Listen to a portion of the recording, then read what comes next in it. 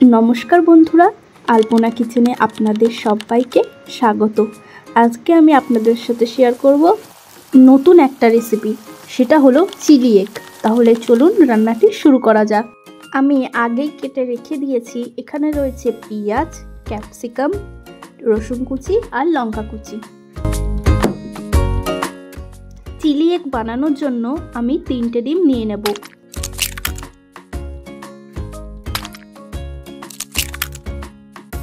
এবার আমি এর মধ্যে দিয়ে দিচ্ছি পরিমাণ মতো নুন, তারপর আমি এর মধ্যে দিয়ে দিচ্ছি গোলমরিচ গুঁড়ো, এরপর দিয়ে দিলাম চিলি ফ্লেক্স আর রসুন কুচি।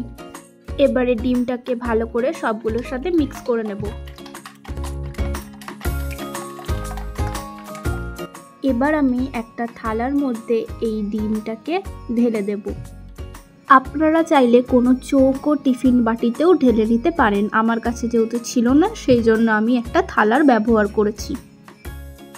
অন্যদিকে আমি জলটা গরম হতে বসিয়ে দিয়েছি। এবার এর মধ্যে একটা এরকম স্ট্যান্ড মতো দিয়ে দিচ্ছি যাতে থালাটা রাখতে পারি। তারপরে আমি ওপর থেকে ঢেকে দেব। এবারে 10 মিনিট মতন আমি ডিমটাকে ভাপিয়ে নেব।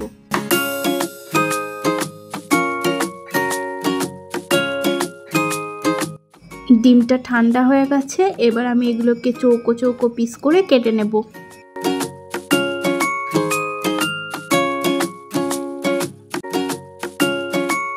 এবারে আমি এখানে একটা বোল নিয়ে নিয়েছি, তার মধ্যে নিয়ে নিচ্ছি পরিমাণ মতন ময়দা আর অল্প পরিমাণ কর্নফ্লাওয়ার।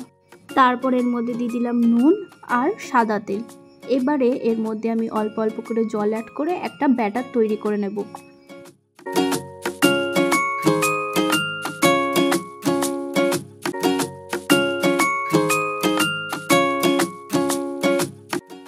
এখানে ব্যাটারটা তৈরি হয়ে গেছে। এবার আমি ডিমের এই অংশগুলোকে একটা একটা করে এর মধ্যে দিয়ে ভেজে নেব।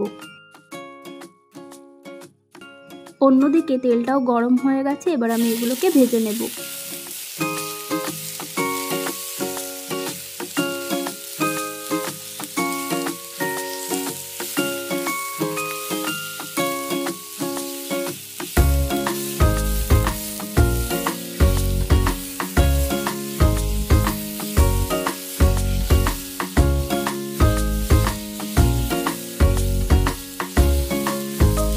দেখুন কি সুন্দরভাবে ভাজা হয়ে গেছে। এবার আমি এগুলোকে তুলে নিচ্ছি।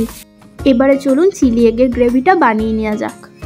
এবার আমি ওই তেলের মধ্যে সবার প্রথমে দিয়ে দিলাম রসুন কুচি, তারপরে ক্যাপসিকাম আর পেঁয়াজগুলোকে দিয়ে দিলাম, তারপরে লঙ্কা কুচিগুলোও দিয়ে দিলাম। এবার এগুলোকে হালকা করে ভেজে নেব।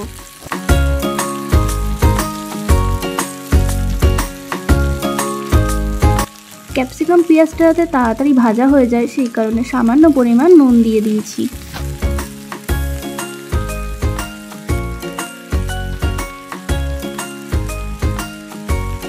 এবারে আমি একটা সস বানিয়ে রেখেছিলাম, সেই সসটা এর মধ্যে দিয়ে দিলাম। আমি সয়া সস, টমেটো সস আর রেড চিলি সস এই 3টে দিয়ে এই সসটা বানিয়েছিলাম, আর তার মধ্যে দিয়ে দিয়েছিলাম সামান্য পরিমাণ চিনি। এবার আমি এর মধ্যে জল অ্যাড করলাম। এবার ভেজে রাখা ডিমের পকোড়াগুলোও এর মধ্যে দিয়ে দিলাম। এবারে ভালো করে কিছুক্ষণ নাড়াচাড়া করে নেব। যারা চিকেন খেতে পছন্দ করেন না তারা ডিম দিয়ে এই রেসিপিটা অবশ্যই একবার ট্রাই করে দেখতে পারেন।